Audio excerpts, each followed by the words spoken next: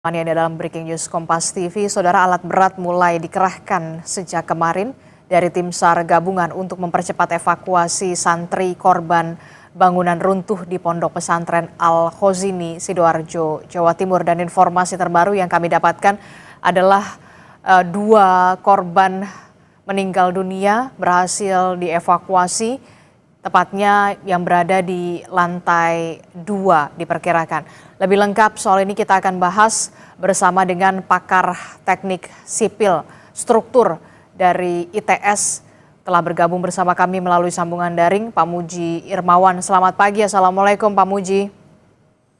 Selamat pagi Mbak Radistri, Assalamualaikum warahmatullahi wabarakatuh. Ya, Pak Muji baru kembali setelah kemarin sudah berada di lokasi di pondok pesantren, juga melakukan pendampingan juga evakuasi menggunakan alat berat. Informasinya ada dua korban meninggal dunia yang berhasil dievakuasi. Bisa diceritakan Pak Muji, ini ditemukan di sektor berapa dan seperti apa kesulitan pada saat evakuasi di sana? Ya, terima kasih. Jadi pada saat kita sudah diputuskan boleh memasuki gedung yang ambruk, maka saya langsung melakukan stabilisasi terhadap puing-puing yang ada. Jangan sampai nanti pada saat pembongkaran itu justru akan memperparah kondisi korban. Dan itu sudah kita lakukan mulai dari siang jam 11 sampai sore jam 17 itu sudah selesai stabilisasi, dan secara paralel dilakukan pembersihan bagian atap atas itu, kayu-kayu yang ada itu kita bersihkan lebih dahulu sehingga tidak mengganggu proses pembongkaran. Dilanjutkan setelah sholat maghrib selesai, langsung kita lakukan pembongkaran besar-besaran dengan menggunakan alat berat, baik itu concrete breaking, jadi pemecah beton. Ada dua, kemudian ada crane yang kapasitas 12 ton, dan truk yang juga standby untuk membuang bongkahan yang sudah kita rencanakan. Sehingga tadi pagi jam 2 saya sudah laporkan ke Basarnas, itu kita sudah mencapai sektor A1, di mana memang menurut pendataan dari Basarnas sudah dekat terhadap dua lokasi korban yang bisa segera dievakuasi. Dan alhamdulillah tadi pagi begitu saya mundur untuk istirahat sebentar, Basarnas dan BPBD sudah segera mendapatkan akses untuk mencapai dua korban yang segera dievakuasi untuk dikirim ke rumah sakit Bayangkara. Jadi ini sudah menjadi langkah maju dan didukung oleh orang tua santri, wali santri, untuk kita diminta tidak usah ragu-ragu membongkar semua bangunan yang ada supaya segera bisa mencapai posisi dari korban yang ada dan membuka akses untuk ke posisi korban-korban yang lainnya. Dan ini sudah kita lakukan dan terus kita lakukan 24 jam terus menerus, dibantu personil dari tim saya, tim PU Kabupaten Sidoarjo, juga beberapa PUPR, Kementerian Balai Besar Jalan, dan juga dari personil TNI Polri ya, juga bergantian untuk membantu operator memecah elemen-elemen struktur yang sudah kita petakan supaya segera mendapatkan akses menuju korban. Saya kira itu kemajuannya juga cukup baik, dan hari ini target kita sudah menuju ke sektor B untuk sumbu B, karena di mana itu juga sudah mulai banyak korban-korban yang bisa kita akses. Dan mudah-mudahan setelah itu kita menuju ke sumbu C, di mana sebagian besar posisi korban itu ada di sana. Tapi di posisi B ini juga cukup banyak. Demikian informasi dari kami untuk tim teknis yang menyelenggarakan pembongkaran. Oke, Begitu, Mbak. Pak Muji, lengkap sekali, komprehensif. Tapi saya ingin kembali mengkonfirmasi, jadi dua korban yang ditemukan meninggal dunia berhasil dievakuasi ini berada di lantai 1 atau di lantai 2, A1 atau A2? Sektornya, sumbunya di A1. Posisinya, karena pengertian lantai 1 dan lantai dasar ini yang sangat membingungkan, tapi posisinya ada di lantai dasar. Oke, jadi posisinya ada Di bawah lantai 2. Di bawah lantai 2. Orang bisa nyebutnya lantai 1, tapi itu kalau di dunia teknik itu disebut lantai dasar. Oke, di lantai dasar itu Selain 2 korban yang ditemukan meninggal dunia, sebenarnya masih ada berapa, diperkirakan masih ada berapa korban lagi Pak yang di sana yang masih belum Itu bisa itu berhasil itu dievakuasi? yang apa yang belum saya konfirmasi ke Basarnas karena itu kewenangan di Basarnas. Mereka mempunyai peta di mana posisi-posisi korban itu berada. Dan begitu kami mencapai A1, tim Basarnas langsung dan BPBD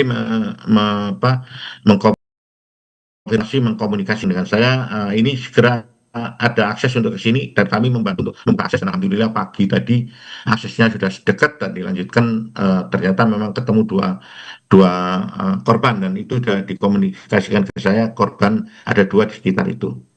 Langsung dievakuasi dan dikirim ke rumah sakit. Kira-kira seperti itu. Kami untuk lokasi sebenarnya ada di Basarnas dan BPD. Oh, oke. Termasuk juga paling banyak dugaan korban yang harus dievakuasi itu di sektor tadi Anda mengatakan Sumbu C ya, Sumbu C dan Sumbu B ya? B dan C, B dan C. B dan C itu maksudnya di lantai Ya. 2, 3, atau 4 atau seperti apa Pak? Kalau dari informasi awal yang disampaikan, sebagian besar di lantai dasar. Oke. Ada juga di beberapa lantai 2, tapi saya tidak bisa memastikan. Tapi sebagian besar di lantai dasar. Ini yang menyulitkan kita untuk mencapai akses karena ada di bawah sekali. Tapi mudah-mudahan dengan alat berat yang sudah kita siapkan untuk mencapai sektor B atau sumbu B ini bisa segera tercapai sehingga beberapa yang sudah terdeteksi itu yang tertindih ya dengan bangunan itu bisa segera kita angkat elemen strukturnya dan korban bisa segera dievakuasi. Untuk yang 6 itu saya sudah posisinya di sektor B sudah kami pahami dari tim teknis. Nah, sehingga kalau ini A ini sudah kita bisa tembus, bisa segera menuju ke B dan teman-teman Basarnas juga sudah mencari alternatif untuk jalan lain dan dengan dibantu kita dari tim teknis. Oke. Demikian. Oke, Pak Muji, kalau kita lihat dengan kondisi runtuhnya atau ambruknya pondok pesantren Al-Khozini ini, sampai saat ini kan sejak kemarin sudah ada alat berat yang sudah dikerahkan selain eskavator juga pemecah beton begitu. Sudah berapa persenkah Pak progresnya?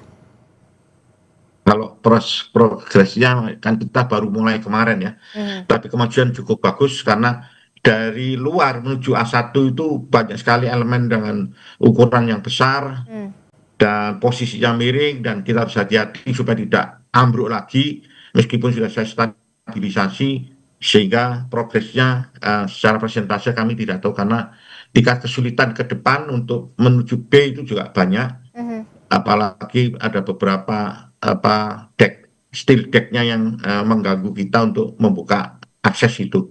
Tetapi insya Allah kami bisa bekerja, mudah-mudahan hari ini kita bisa mencapai sektor B1 sehingga akses untuk akses terhadap posisi korban ini bisa segera kita capai dan mudah-mudahan tim BPBD dan Basarnas bisa mengevakuasi korban dengan jumlah yang signifikan.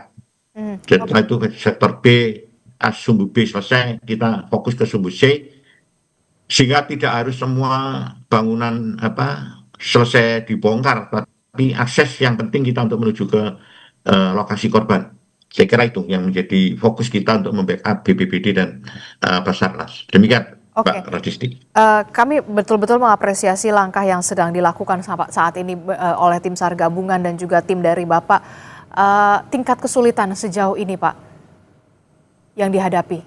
Yes, ya tingkat kesulitannya memang karena bentuk ambruknya luar biasa tidak teratur dan kita masih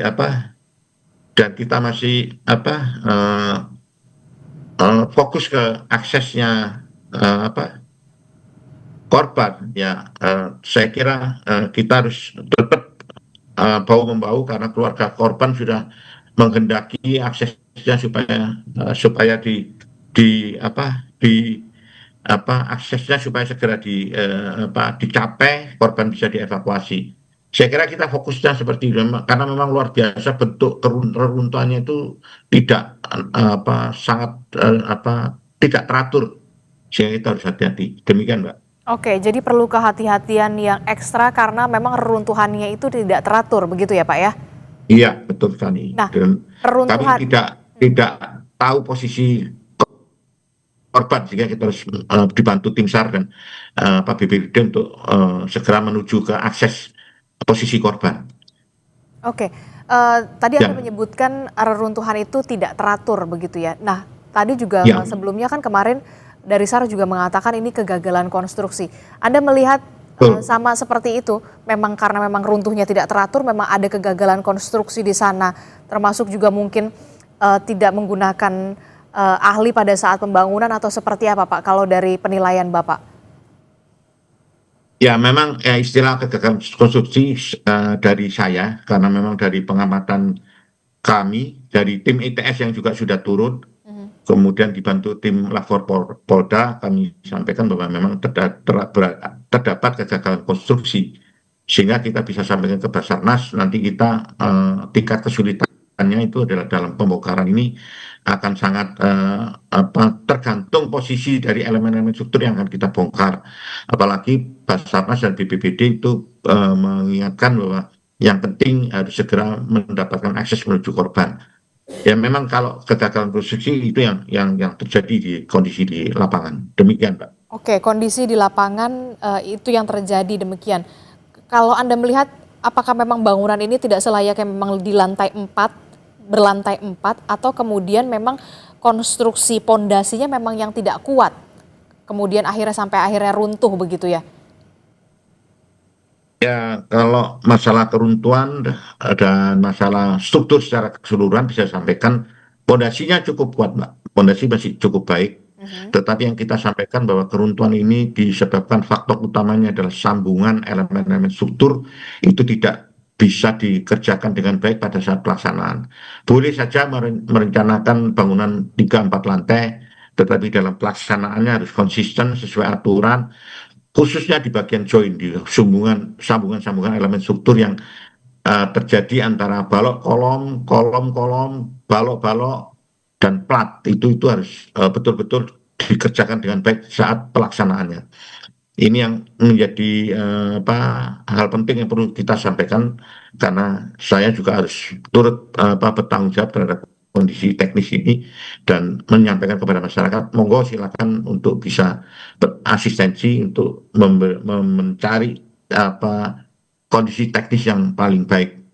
Jadi begitu kondisinya karena memang join-joinnya itu sudah lepas semua pada saat kami periksa hubungan balok kolom itu sudah tidak terjadi, sudah lepas semua tulangannya. Dan inilah menunjukkan kemudian arah keruntuhannya jadi tidak teratur karena memang lepas sendiri-sendiri. Demikian. Oke, jadi sebenarnya kalau untuk pondasinya sebenarnya kuat ya Pak ya? Kami ingin konfirmasi. Kuat, kuat, Kalau kuat. pondasinya kuat, tapi kemudian sambungan kolom antara kolomnya itu yang tidak terpasang sempurna ya? Kurang sempurna. Iya, tidak sempurna. Itu biasanya dikarenakan faktor apa Pak? Ya, terutama di pelaksanaan mungkin karena pengawasannya kurang bagus, kemampuan teknisnya di lapangan juga kurang memahami fungsi dari connection, join atau sambungan. Itu yang sering terjadi dan itu sebetulnya sudah bisa melihat tata cara penyambung yang baik dan benar di SNI nomornya 2847 itu ditunjukkan gambar-gambarnya kalau menyambung yang baik dan benar itu sudah ditunjukkan, cuman mungkin masyarakat tidak membaca atau tidak tersosialisasi, tidak dapatkan informasi yang cukup mengenai kenapa sambungan ini menjadi hal penting. Itu yang menjadi kondisi di lapangan yang bisa saya bayangkan seperti itu. Demikian, Pak. Oke, kita kembali lagi ke proses evakuasi Pak ya, yang saat ini dilakukan dengan menggunakan alat berat ya Alat Pak ya. berat. Anda tadi Ya. sempat mengatakan sebelum evakuasi dengan menggunakan alat berat dilakukan, ini ada proses stabilisasi ya Pak ya? Ya, betul. Nah, proses stabilisasi ini bisa dijelaskan Pak secara pemahaman sederhana, apa yang dilakukan oleh tim dalam proses stabilisasi dan fungsinya untuk apa Pak? Jadi perlu kami sampaikan juga bahwa proses stabilisasi ini khusus utamanya adalah supaya pada saat pembongkaran itu tidak ada gerakan lagi yang menyebabkan kondisi korban menjadi lebih parah. Itu kita fokus ke sana. Selain itu sudah dapat kita informasikan beberapa hari sebelumnya bahwa ketidakteraturan robohnya gedung ini juga menempel itu pada gedung-gedung existing. Oh, Nanti apabila kita tidak hati-hati dan tidak dilakukan stabilisasi pada saat kita melakukan pembongkaran dan pengambilan elemen struktur yang sudah kita rusak, itu bisa menarik gedung existing yang ada. Nah, ini stabilisasi ini sangat penting agar supaya pada saat kita pembongkaran dengan alat berat, getarannya itu tidak menyebabkan gedung di sebelahnya juga tertarik jadi roboh karena nanti akan jadi bencana lagi. Jadi ini tetap merupakan pekerjaan yang harus terinteraksi dengan baik. Tidak hanya dibongkar begitu saja, tapi harus memperhatikan kondisi dan posisi korban untuk bisa diakses dengan baik dan pengambilan jenazahnya juga bisa lebih baik bila ditemukan sudah meninggal dan terdapat hubungan yang sudah tersangkutnya reruntuhan ini kepada bangunan existing. Sehingga kita harus hati-hati membongkarnya, jangan sampai gedung di sebelahnya tertarik dan bisa roboh juga. Nah, ini saya sudah menghitung, mempelajari kondisi reruntuhan yang tidak teratur tadi. Demikian Mbak Radisti. oke. Jadi memang proses stabilisasi itu perlu dilakukan agar kemudian pada saat proses evakuasi dengan menggunakan alat berat, bangunan atau gedung di sebelah-sebelahnya yang sudah existing itu tidak tertarik untuk roboh begitu ya Pak ya? Betul, betul sekali. Betul sekali. Nah, kalau Anda melihat dari pantauan Anda di lapangan sejak kemarin begitu ya, yang sekarang bangunan existing ini memang sudah memenuhi syarat atau bagaimana Pak? Setelah selain Ya, yang itu roboh, nanti. bangunan yang roboh ini kan bangunan Ponpes Musola ya. Tapi kan kita lihat ada yang bangunan Ya, berwarna hijau begitu ya di kanan di kiri ya, begitu mengelilingin. Ini betul. apakah juga jangan sampai ini terulang lagi gitu loh. Betul. Jadi kami juga sudah menyampaikan khususnya ke pemerintah daerah karena kewenangan ada di sana bahwa kita tidak hanya berpikir yang sudah mengalami keruntuhan ini, tapi bangunan-bangunan sekitar ini memang perlu mendapatkan perhatian lebih dalam lagi agar kejadian runtuhnya gedung yang fasilitas umum ini tidak terjadi pada gedung-gedung di sekitarnya. Saya sudah sampaikan kepada pemerintah daerah Kabupaten Sidoarjo, kami siap membackup apabila diperlukan perkuatan analisa kondisi existing agar bisa semuanya memenuhi kriteria desain dan kriteria pelaksanaan yang ditentukan di SNI, baik SNI 1725, 1726, 1727, dan 2847. Itu kita bisa memberikan asistensi, memberikan arah petunjuk teknis, solusi agar gedung existing yang ada yang tentunya sudah mengalami getaran akibat robohnya bangunan di sebelahnya itu tetap aman dan dapat difungsikan dengan baik karena dihuni oleh santri-santri yang jumlahnya tidak sedikit. Itu Betul. sudah kami sampaikan, Oke, Mbak betul. Disti. Perlu diwaspadai karena memang ini dihuni oleh Ya, santri yang tidak sedikit begitu ya jumlahnya, termasuk juga tadi saya sempat mengobrol pondok pesantren ini sudah 1 abad Pak. Apa yang perlu siap. diwaspadai jangan sampai kemudian bangunan-bangunan yang existing yang sekarang masih ada, masih berdiri kokoh begitu ya, jangan sampai kemudian terulang lagi Pak. Ya, itu silakan. Eh, Tidak hanya pondok pesantren Kosidi saja yang bisa kita bantu dari ITS ya. Eh, Monggo pondok-pondok pesantren yang lain pun kita bisa bantu dan itu sudah kita laksanakan sih di beberapa pondok pesantren yang meminta bantuan ke kami Mhm. dan tidak perlu berpikir yang rumit. Kita siap membackup apabila ada butuh bantuan teknis kepada ITS dan pemerintah daerah pun juga sudah bekerja sama dengan kami bila mana ada bentuk-bentuk usulan bangunan yang khususnya juga untuk fasilitas umum yang dihuni banyak orang, itu kami siap membackup pemerintah daerah. Selama ini kita sudah bekerja sama dengan pemerintah daerah Kabupaten Sidoarjo untuk membackup bila mana ada usulan pembangunan, bagaimana kondisi usulan teknisnya bisa kita evaluasi. Demikian, Mbak Adisti. Oke, Pak, terakhir Pak, saya ingin menanyakan apa yang menjadi catatan Anda begitu ya untuk kasus di Pondok Pesantren Al Hozini ini, jangan sampai kemudian bangunan-bangunan lantai 1, lantai 2, lantai 3 lainnya begitu ya, khususnya untuk lembaga pendidikan. Jangan sampai ini terulang lagi, Pak. Apa yang perlu menjadi catatan bagi kita bersama begitu, tidak hanya pemerintah tapi juga penyelenggara-penyelenggara ini, Pak, pengelola. Apa yang Anda ingin sampaikan? Ya, oke, saya kira ini pertanyaan penting juga. Jadi kami sampaikan kepada semua masyarakat yang akan membangun fasilitas yang dimiliki, itu jangan sungkan-sungkan, jangan malu-malu untuk meminta bantuan teknis kepada pemerintah daerah setempat selaku regulator. Dan kami pun juga membackup sekali pemerintah daerah yang juga membutuhkan bantuan teknis untuk pelaksanaan untuk permasalahan-permasalahan yang dihadapi untuk bisa dihasilkan suatu bangunan yang handal sesuai aturan. Dan kami memahami juga bahwa pembangunan seperti pondok pesantren ini tidak dikerjakan secara berurutan langsung seketika, tapi dikerjakan bertahap. Dikerjakan lantai 1, kemudian lantai 2, bangunannya tumbuh dan sebagainya. Ini kan kadang menyebabkan pelaksana ke satu dan pelaksana berikutnya tidak punya komunikasi yang baik, sehingga banyak terjadi kelalaian di dalam, khususnya join yang tadi saya sampaikan, saya berkali-kali sampaikan bahwa join ini menjadi hal yang penting. Tidak hanya sekedar saya membuat kolom, saya membuat balok dan sebagainya, tapi lupa di dalam hubungan balok kolom itu ada persyaratan tertentu yang harus diikuti oleh semua pihak yang melakukan pelaksanaan pembangunan di lapangan. Demikian, Mbak Risti. Oke, baik. Kami siap. Tentu saja kita berharap kejadian ini juga menjadi pembelajaran juga begitu ya bagi semua, agar perlu ada ilmu pengetahuan pastinya dan diperlukan ada ahlinya yang bisa membantu di sana begitu, jangan sampai peristiwa ini terulang kembali. Terima kasih pakar teknik sipil struktur ITS Pak Muji Irmawan telah bergabung bersama kami dalam Breaking News Kompas TV, Pak. Saudara, seperti yang kita ketahui, evakuasi korban Pondok Pesantren Al-Khozini ini masih terus dilakukan, dan sejak kemarin evakuasi dilakukan dengan menggunakan alat berat setelah ada persetujuan dan kesepakatan dari seluruh wali santri. Dan informasi yang terbaru kami dapatkan dari lapangan bahwa memang ada 2 korban yang ditemukan meninggal dunia yang sudah berhasil dievakuasi dan ditemukan di sektor A1.